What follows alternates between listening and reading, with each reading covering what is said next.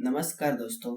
आज मैं आपको एक रिपोर्ट दिखाने वाला हूँ जिसमें आपको समझ में आएगा कि आने वाले 30 सालों में भारत एक ईसाई देश बन सकता है। इस रिपोर्ट को बताने से पहले मैं आपको कुछ फोटो दिखाने वाला हूँ जिससे आपको पता चलेगा कि मिशनरियों का प्लान क्या है। ये लोग कैसे भारत के भोले भाले लोगों को बेवकूफ बनाते हैं और उनका धर्मांतरण करते हैं, इसकी जानकारी आपको इस वीडियो में मिलेगा। आप ये जो फोटो देख रहे हैं इसमें आपको साफ साफ नजर आ रहा होगा कि ये जो आदमी खड़ा है इसने भगवा रंग का कपड़ा पहन रखा है और इसके सिर पे लंबा चंदन का टीका लगा हुआ है, जिससे कोई भी आम आदमी ये समझेगा कि ये कोई साधु है, कोई संत है। लेकिन जब आप इसके गले में ध्यान से देखेंगे तो ये एक क्रॉस लटका हुआ है। इस शख्स का बस एकमात्र लक्ष्य है कि कैसे भी हिंदुओं को बहकाकर अपने साथ लाया जाए और उसके बाद उनको कन्वर्ट किया जाए। आपको इस प्रकार का भी बहुत सारा फोटो मिलेगा जिसमें श्री कृष्ण और जेसस क्रिस्ट दोनों एक साथ दिखेंगे। ये सब लोगों को भ्रमित करने का ही जाल है, क्योंकि धर्म और रिलीजन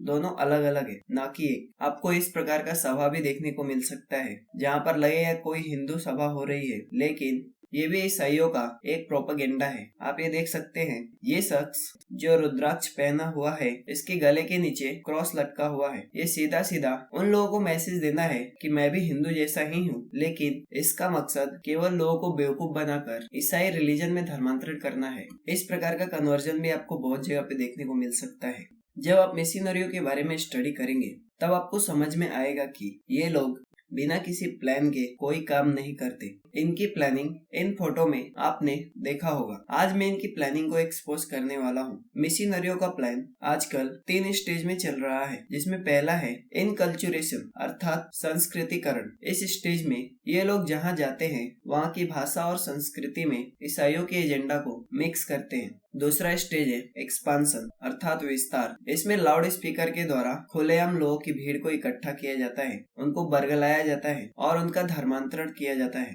थर्ड स्टेज डोमिनेशन अर्थात प्रभुत्व। इसमें गोवा, नागालैंड, मिजोरम, मेघालय जैसे राज्य धीरे धीरे कन्वर्जन के बाद बनते जाते हैं।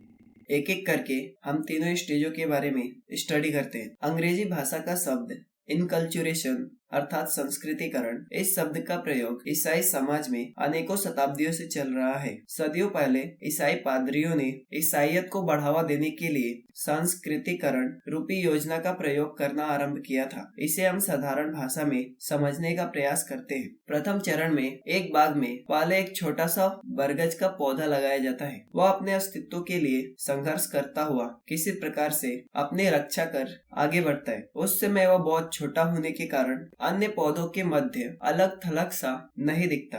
अगले चरण में वह पौधा एक पेड़ बन जाता है। वह न केवल अन्य पौधों से अधिक मजबूत दिखता है, बल्कि अपने विस्तार के बल पर अधिक क्षेत्र को घेरता है और वहाँ अधिक से अधिक सूर्य का प्रकाश, पानी और खाद को पाने में संघर्ष करता है। अंतिम चरण में वह एक विशाल वृक्ष बन जाता है। उसकी छांव के नीचे आने वाले सभी पौधे संसाधनों की कमी के कारण या तो मर जाते हैं या वो बढ़ नहीं पाते। उस एरिया में वह बरगद का पौधा अपना राज कायम करता है, जिसके बाद वह उस राज का बेताब बादशाह बन जाता है। ईसाई समाज में धर्मांतरण इन्हीं तीनों चरणों में होता है। पहले चरण संस्कृतिकरण में एक गैर ईसाई देश को चुना जाता है और वहाँ पर ईसाईयत के रूप में एक पेड़ को लगाया जाता है। ईसाई मत की मान्यताएं, प्रतीक, सिद्धांत, पूजा विधि आदि को छुपाकर उनके स्थान पर स्थानीय धर्म की मान्यताओं को ग्रहण कर उनके जैसा स्वरूप धारण किया जाता है। भारत के उदाहरण से इसे समझने का प्रयास करते हैं। पहला, वेशभूषा परिवर्तन। ईसाई पादरी पंजाब क्षेत्र में पगड़ी बांधकर और गले में क्रॉस लगाकर ईसाईयत का प्रचार करते हैं। हिंदी भाषी क्षेत्र में हिंदू साधु का रूप धारण कर गले में रुद्राक्ष माला में क्रॉस लटकाकर ईसाईयत का प्रचार करते हैं। दक्षिण भाषी क्षेत्र में दक्षिण भारत के पोशाक पहनकर वहाँ पर ईसाईयत का प्रचार किया जाता है। उसके बाद मनगढ़ंत मंत्रों का निर्माण किया जाता है, जैसे ओम नमः कृष्णाय नमः, ओम नमः माता मरियम नमः। इसके बाद प्रार्थना और गीत का निर्माण किया जाता है, जिनमें संस्कृत और हिंदी से कुछ शब्द को मिक्स किया जाता है, जिससे गाने पर यह केवल एक धार्मिक विधि लगे। इसके बाद भारतीय त्योहारों में भी परिवर्तन किया जाता है। स्थानीय त्योहारों के समान ईसाई त्योहार जैसे गुड फ्राइडे, क्रिसमस आदि का स्वरूप में भी बदलाव किया जाता है, जिससे वह स्थानीय त्योहारों के समान दिखे। कोई गैर ईसाई इन त्योहारों में शामिल हो तो उसे अपनापन लगे। इसके बाद चर्च की संरचना में भी परिवर्तन कर दिया जाता है। जैसे पंजाब में अगर चर्च बनाया जाता है तो वह गुरुद्वारा जैसा दिखता है, हिंदी भाषी क्षेत्र में हिंदू मंदिर जैसा दिखता है, दक्षिण भारतीय क्षेत्र में दक्षिण भारतीय शैली जैसे दिखते हैं। चर्च के बाहरी रूप को देखकर हर कोई यह समझता है कि यह कोई स्थानीय मंदिर होगा जैसा प्रयास किया जाता है। इसके बाद साहित्य का निर्माण किया जाता है। क्रिश्चियन योग, ईसाई ध्यान पद्धति, ईसाई पूजा पद्धति, ईसाई संस्कार आदि साहित्य का निर्माण किया जाता है। यह स्थानीय मान्यताओं के साथ अपने आप को मिलाने का प्रयास होता है। अगले चरण में चर्च स्थानीय भाषा में दया, करुणा, एकता, समानता, ईसा मसीह के चमत्कार, प्रार्थना का फल, दिन दुखियों की सेवा करने वाला साहित्य प्रकाशित करता है। इस चरण का प्रयास अपनी मान्यताओं को पिछले दरवाजे से स्वीकृति करवाना होता है। यीशु मसीह को किसी हिंदू देवता एवं मरियम को किसी हिंदू देवी के रूप में चित्रित करना शुरू किया जाता है। भोले भाले लोगों को भ्रमित करने की यह कला चर्च के द्वारा खूब अच्छा से चलाया जाता है। इस चरण में गैर ईसाई क्षेत्रों में पादरियों की बकायदा सिलेक्शन किया जाता है और उन्हें महीने की वेतन दिया जाता है, जिनका मुख्य काम दिन दुखियों की सेवा करना, बीमारों के लिए प्रार्थना करना, चंगाई सभा करना, रविवार को प्रार्थना सभा में शामिल होने के लिए स्थानीय लोगों को प्रेरित करना जैसे काम दिया जाता है। इस समय बेहद मीठी भाषा में ईसा मसीह के लिए भेड़ों को एकत्र करना एकमात्र लक्ष्य होता है। यह कार्य स्थानीय लोगों के माध्यम से घुल मिलकर करवाया जाता है, जिससे किसी को आप पर शक न हो। जो जितना धर्म परिवर्तन करता है उसको उतना इंसेंटिव भी दिया जाता है। यह कार्य शांतिपूर्वक, चुपचाप, बिना शोर मचाए किया जा रहा है। इस प्रकार से प्रथम चरण में स्थानीय संस्कृति के समान अपने आप को ढालकर अपने एजेंडा को चलाया जा रहा है, इसलिए इसे संस्कृतिकरण कहते हैं। हमारे देश में हरियाणा, दिल्ली, हिमाचल प्रदेश, उत्तर प्रदेश, बिहार, गुजरात, जम्मू कश्मीर, बंगाल आदि राज्य इस चरण के अंतर्गत आते हैं, जहाँ पर चर्च बिना शोर मचाए गरीब बस्तियों में विशेष रूप से दलितों को प्रलोभन आदि देकर उनका धर्म परिवर्तन करने में लगा हुआ है। दूसरे चरण में विस्तार होता है। छोटा चर्च अब एक बड़ा बन जाता है, उसका विस्तार हो जाता है। अब वह छुप छुप कर नहीं बल्कि आत्मविश्वास से अपनी उपस्थिति दर्ज करवाता है, स्थानीय सभा के स्वरूप में परिवर्तन करता है। अब वह हर रविवार को आम सभा में लाउड स्पीकर लगाकर अपनी स्थिति दर्ज कराता है, जिससे अनेक लोग सालाना ईसाई बनते हैं। अब उनके पादरी यह बताने में जुट जाते हैं कि ईसाई धर्म दूसरे धर्म से क्यों श्रेष्ठ है और दूसरा धर्म क्यों असफल है। ऐसी बातें चर्च के दीवारों के भीतर खुलेआम बिना रुकावट के बोले जाते हैं। न केवल उनका आत्मविश्वास बढ़ाया जाता है, अपितु वह धीरे धीरे आक्रामक भी होने लगते हैं। कुछ अंतराल में बड़ी बड़ी चंगाइयाँ सभाओं का आयोजन किया जाता है। पूरे शहर में पोस्टर लगाए जाते हैं। स्थानीय टीवी पर उनका विज्ञापन दिया जाता है। दूर दूर से ईसाइयों को बुलाया जाता है। विदेशी मिशनरी भी अनेक बार अपनी गोरी चमड़ी का प्रभाव डालने के लिए भारत में आते हैं। इसके बाद चर्च के साथ मिशनरी स्कूल, कॉलेज खोले जाते हैं। अब चर्च के साथ ईसाई मिशनरी स्कूल खोले जाता है। उस स्कूल में हिंदुओं के बच्चे मोटी मोटी फीस देकर अंग्रेज बनने आते हैं। उन बच्चों को रोज अंग्रेजी में बाइबल की प्रार्थना करवाई जाती है। ईसा मसीह के चमत्कार की कहानियां सुनाई जाती है। देश में ईसाई समाज की गतिविधियों के लिए दान कहकर धन एकत्र किया जाता है। जो हिंदू बच्चा सबसे अधिक पैसे माँ बाप से लेकर आता है उसे प्रेरित किया जाता है, जो नहीं लाता उसे नजरअंदाज किया जाता है।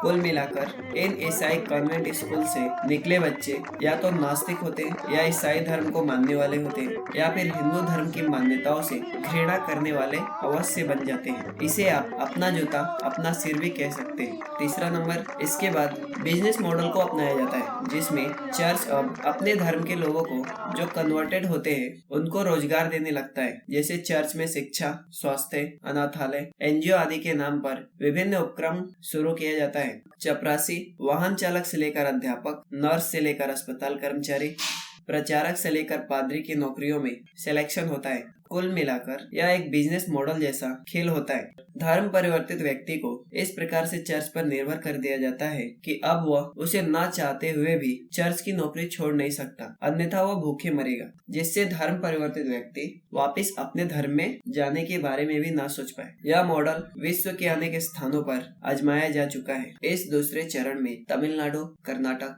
मध्य प्रदेश, छत्तीसगढ़, उड़ीसा, पंजाब आदि राज्य आते हैं। इन राज्यों में सरकारें चर्च की गतिविधियों की अनदेखी करती है, क्योंकि वह चर्च के कार्यों में फालतू हस्तक्षेप करने से बचते हैं। सरकार की नाक के नीचे यह सब होता है, मगर वहाँ की सरकार कुंभकर्ण की नींद में सो रही है। तीसरे चरण में चर्च एक विशाल बरगद का आकार ले लेता है। इस चरण को प्रभुत्व का चरण कहते हैं। इस चरण में ईसाई मत का गैर ईसाइयों के प्रति वास्तविक सोच के दर्शन होते हैं। प्रभुत्व के इस चरण में हिंसा का प्रयोग होता है। नेक्स्ट, हिंसा का प्रयोग, इसका मैं बेस्ट एग्जांपल बताने वाला हूँ। भारत के पूर्व में उड़ीसा राज्य में ईसाई धर्म परिवर्तन का विरोध करने वाले स्वामी लक्ष्मणानंद जी की हत्या करना भी इसी नीति के अंदर आता है। उत्तर पूर्वी राज्य त्रिपुरा में रेयांग जनजाति बसती थी। उस जनजाति ने ईसाई बनने से इनकार कर दिया, जिसके बाद गांव पर आतंकवादियों द्वारा हमला किया गया। उन्हें हर प्रकार से आतंकित किया गया ताकि वह ईसाई बन जाए, मगर रेयांग स्वाभिमानी थे। वे अपने पूर्वजों की धरती छोड़कर असम में जाकर बस गए,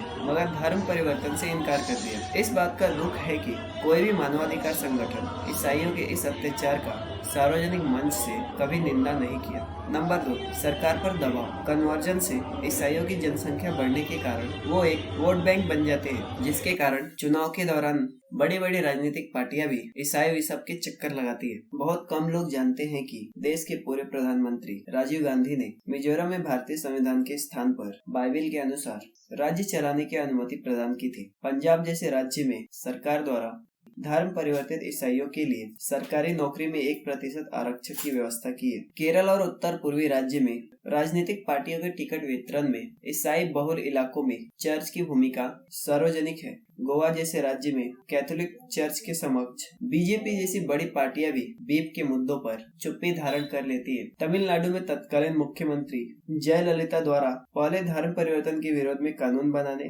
फिर ईसाई चर्च के दबाव में हटाने की कहानी अभी ज्यादा पुराना नहीं हुआ। नियोगी कमेटी ने प्रलोभन देकर जनजातियों और आदिवासियों को ईसाई बनने के विरोध में सरकार को जागरूक करने का कार्य किया। उस रिपोर्ट पर सभी सरकारें बिना किसी कार्रवाई के चुप रहना ही अधिक श्रेयस्कर समझती है। मोरारजी देसाई के कार्यकाल में धर्म परिवर्तन के विरोध में विधेयक पेश होना था। उस विधेयक के विरोध में मदर टेरेसा ने हमारे देश के प्रधानमंत्री को यह धमकी दी कि अगर ईसाई संस्थानों पर प्रतिबंध लगाया गया तो वे अपने सभी कार्य को रोक देंगे। इस पर देसाई जी ने मदर टेरेसा को उत्तर दिया कि इसका अर्थ तो यह हुआ कि ईसाई समाज सेवा की आड़ में धर्मांतरण करने का अधिक इच्छुक है। सेवा तो केवल बहाना है। लेकिन इस बात का दुख है कि मोरारजी देसाई की सरकार जल्दी ही गिर गई और यह विधेयक पास नहीं हुआ। इस प्रकार से ईसाई चर्च अनेक प्रकार से सरकार पर दबाव बनाते। नेक्स्ट, व्यापार नीति। बहुत कम लोग जानते हैं कि संसार के प्रमुख ईसाई देशों के बड़े बड़े चर्च व्यापार में भारी भरकम धन का निवेश करते। चर्च ऑफ इंग्लैंड ने बहुत बड़े धनराशि इंग्लैंड की बहुराष्ट्रीय कंपनियों में लगाई है। यह विशुद्ध व्यापार है, एक प्रकार का चर्च और व्यापारियों का गठजोड़ है। इन कंपनियों से हुए लाभ को चर्च धर्मांतरण के कार्यों में व्यय करती है, जबकि व्यापारी वर्ग के लिए चर्च द्वारा नया कस्टमर तैयार किया जाता है। एक उदाहरण लीजिए। चर्च के प्रभाव के कारण एक हिंदू धोती कुर्ता छोड़कर पैंट शर्ट कोट टाई पहनने लगता है। व्यापारी कंपनी इन सारे प्रोडक्ट को बनाती है। चर्च नए कस्टमर को तैयार करता है, उसे बेचकर मिले प्रॉफिट को दोनों मिलकर प्रयोग करते हैं। यह प्रयोग अनेक शताब्दियों से संसार के अनेक देशों में चलता आ रहा है। प्रभुत्व के इस चरण में अनेक छोटे छोटे देशों की आर्थिक व्यवस्था डायरेक्टली इन सभी इंटरनेशनल कंपनियों के अंदर जा चुका है। यह प्रक्रिया हमारे देश में भी शुरू हो चुकी है, जिसका एकमात्र समाधान स्वदेशी उत्पादों का अधिक से अधिक प्रयोग करना है। नेक्स्ट, सांस्कृतिक अतिक्रमण। इस चरण में चर्च सांस्कृतिक आक्रमण करने से भी नहीं रुकता, जिसका एकमात्र उद्देश्य यह होता है कि उस देश की प्राचीन संस्कृतियों को समूल रूप से नष्ट किया जाए। आपको उदाहरण देकर समझाते हैं। केरल में कथकली नृत्य के माध्यम से रामायण के प्रसंगों का नाटक रूपी अब ईसाई चर्च ने कथकली को अपना लिया, मगर रामायण के स्थान पर ईसा मसीह के जीवन को प्रदर्शित किया जाने लगा। तमिलनाडु में भरतनाट्यम नृत्य के माध्यम से नटराज शिव की पूजा करने का प्रचलन है। चर्च ने भरतनाट्यम के माध्यम से माता मरियम को सम्मान देना आरंभ कर दिया। हिंदू त्योहारों जैसे होली दिवाली को प्रदूषण बताकर और 14 फरवरी जैसे फूहड़ दिन को प्रेम का प्रतीक बताकर मानसिक प्रदूषण फैलाया। हर ईसाई स्कूल में 25 दिसंबर को सांता के लाल कपड़े पहनकर केक काटा जाने लगा। देखा देखी सभी हिंदुओं द्वारा संचालित विद्यालय में भी ऐसा होने लगा। किसी ने भी ध्यान नहीं दिया कि ये लोग इसका अंधा अनुसरण क्यों कर रहे हैं। इसे ही तो सांस्कृतिक अतिक्रमण कहते हैं। तृतीय चरण में हमारे देश के केरल, उत्तर पूर्वी राज्य नागालैंड, गोवा आदि राज्य आते हैं, जहाँ की सरकार तक ईसाई चर्च की कृपा के बिना नहीं चल सकती। हिंदुओं के इन राज्य में कैसी दुर्गति है, समीप जाकर देखने से ही आपको मालूम चलेगा। अगर तीसरा प्रभुत्व का चरण भारत के अन्य राज्य में भी आरंभ हो गया तो भविष्य में क्या होगा, यह सबसे बड़ा प्रश्न है।